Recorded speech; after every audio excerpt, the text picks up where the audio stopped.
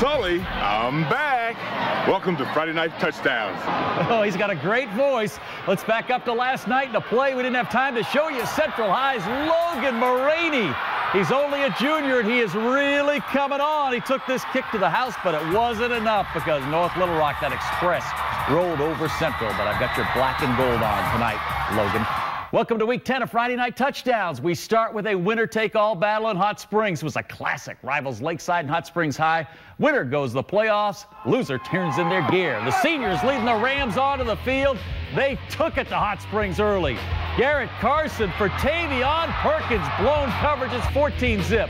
They went up 21-0. Little Ryan Morrow. Love this guy for Hot Springs. A lot of fight in that little guy. That led to a score to make it 21-7. Quinn Coleman, a Landers finalist. Is he hard to stop? Heading up the sideline, knocked out of bounds. Coleman smelling that end zone. It's 21-14, but back comes Lakeside to go up 28-14. But how about Morrow? All the way to the end zone, 28-21, the final here. 49-40, Lakeside's going to the playoffs. Our second stop. It's Carlisle taking on England. Beth pulling for the Bison. And that is Austin Reed getting it. It's 8-0. Oh, I love Chris Hart. Plays a little quarterback, returns punts. Look at him going left. Coming back to the right. Going to pick up a good block from number 4 there, Justice Bryant. That set up a field goal. Carlisle goes up 11-0. Oh, Hart would love to have this one back. Josh Fudge stepping in front of the ball, but I love the effort here.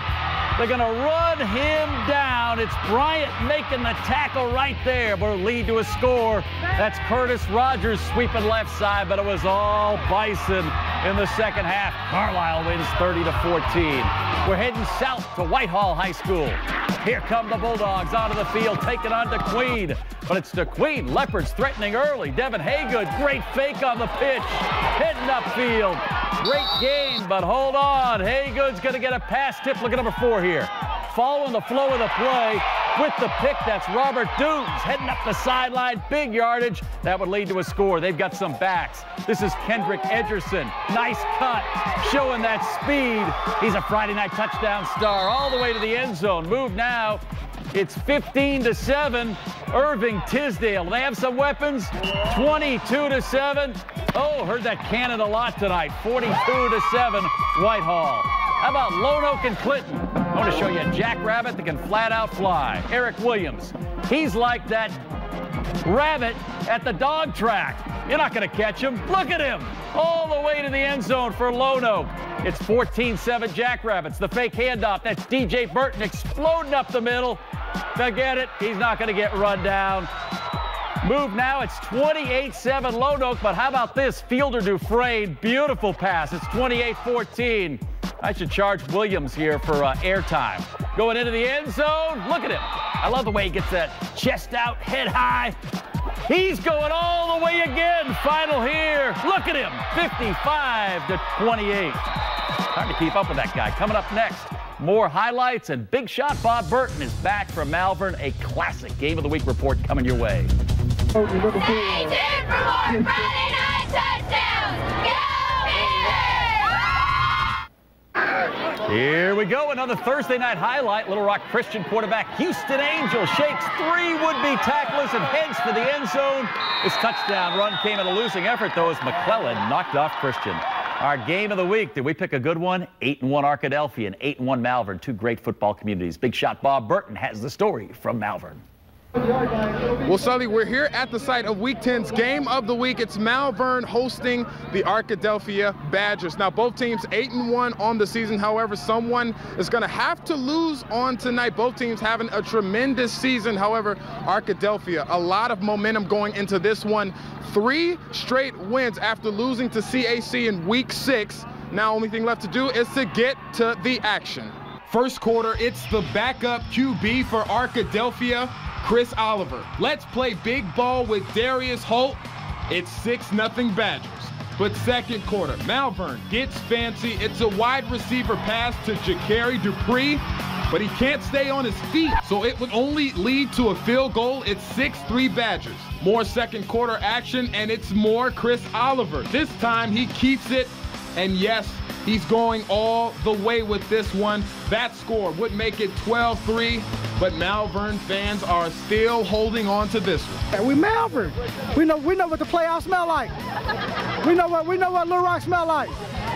Playoff football right now, baby. We had 3 turnovers, we only down by 4.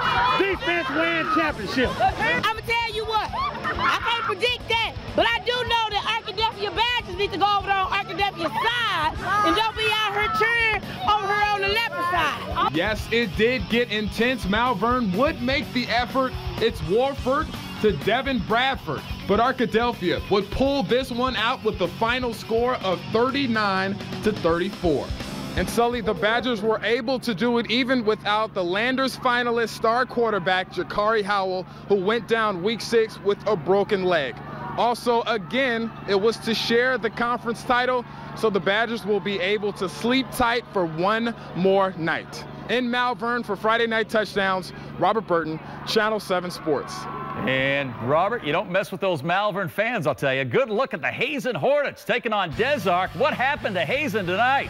Jalen Holloway handed it to Tyler Hill, 6-0. Hazen couldn't hold on to the ball in the first half. Lucas Tennyson, pressure on the pitch. It's on the ground. Des Arc recovers. Holloway, he's somewhere there in that pile. He goes in for the score. It's 14-0. A theme developing here. Hazen. Oh, it's Trenton Mosby. Fumble. Scooped up by Holloway. He's taken off. Tennyson chasing him. Finally drags him down. Holloway, this is called the Des Arc push. Look at this. I don't know if that's legal, but they just pushed him into the end zone. Final here, 20-16. Hazen made a charge late. Des Arc wins it, though. How about the Bauxite Miners? Unfortunately, this would be the highlight of the first half for the Miners. Joel Hendry for Nashville. Danielle King runs under it. At this point, it's 16-0. And nothing going right for Bauxite. Whoops, bounces right to Tayshawn Green. They marked that back where he recovered it, but didn't make any difference. Danielle King, we've seen him before. 3 would-be tacklers. He's going to stop here, go the other way. King going across the field for another score. Henry to guess who? King. He's getting more airtime than Ned Permy gets on a Friday night. All the way to the end zone, 37-0. Final 58-14. Scrappers. When we return on Friday Night Touchdowns, Scott will join us for Fayetteville with highlights from the Hoop Hogs exhibition opener. Stay tuned for more Friday Night Touchdowns. Go Whoopins! Well, there was basketball tonight at Bud Walton, the exhibition opener for Mike Anderson's Razorbacks, and they came out running. And here come the 2012-2013 Hogs. Coach Anderson had them ready to go. Nolan Richardson with a big hug for Marshita Anderson. And here come those Hogs. Ricky Scott leaving it for Hunter Mickelson, bucket +1.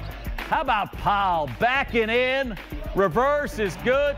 Cody Clark has position down low. Misses. Michael Qualls says no problem. That kid can get up. Serious ups. B.J. Young. That's Qualls again. He's not done. DeQuavius Wagner bouncing it to Qualls, throwing it down.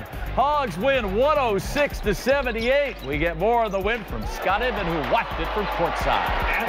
Well, Sully, it's hard to know exactly what conclusions to draw from an exhibition game, but one thing is clear. Mike Anderson has the type of players and the number of players to finally put his system in place here at Arkansas.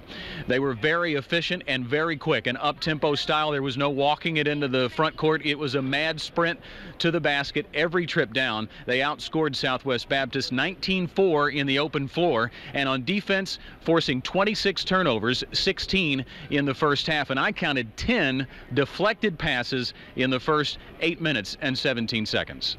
I always think you win games in practice, and that's where the competition takes place. And so as that competition takes place, I mean, you got to be on your game. If not, you may be sitting over there watching. Some of those minutes that you talked about, they could evaporate and go to somebody else.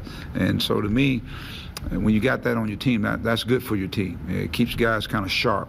And with the way we're going to play, the tempo we want to play with, you got to have guys with energy. You got to have guys out there giving you everything. You got to have guys giving you quality minutes. 12 players played 10 or more minutes, and no one player played more than 19 minutes. It was a full bench on display tonight. And how about those newcomers? Well, Michael Qualls dazzled the crowd with electrifying dunks, and Antoine Bell didn't miss any three-pointers. He was 3 for 3 and led the way with 17 points. Back to you. All right, thank you, Scott. Reminder, football Razorbacks going to beat up on Tulsa. You can see it right here on Channel 7. Coverage begins at 11, game time 11:21. Huge game in Conway. Bears are playing for those championship rings to beat Northwestern State. Kickoff at Estes Stadium. It's homecoming 7 o'clock over in Conway. I'll be there. Now it's come the moment. See if Beth Hunt can catch the Baptist Health game ball. Hard not to think about Zach Towers, the folks in Star City. We're praying for you, Zach, and we're going to sign this ball with good wish messages for Zach, and this is going to go to the folks in Star City, but we can't mess it up, Beth. You got to make the catch. You got to give me a good throw. Come on, your last one wasn't that good. Yeah, last one was a bit of a line drive. Here we go. How about a spiral? I'll spin it there for you. Very nice. We caught it. She's a football girl over there. Yeah. Have a great weekend. You too, Sully. And again, our thoughts with that family from Star City and the whole town there tonight.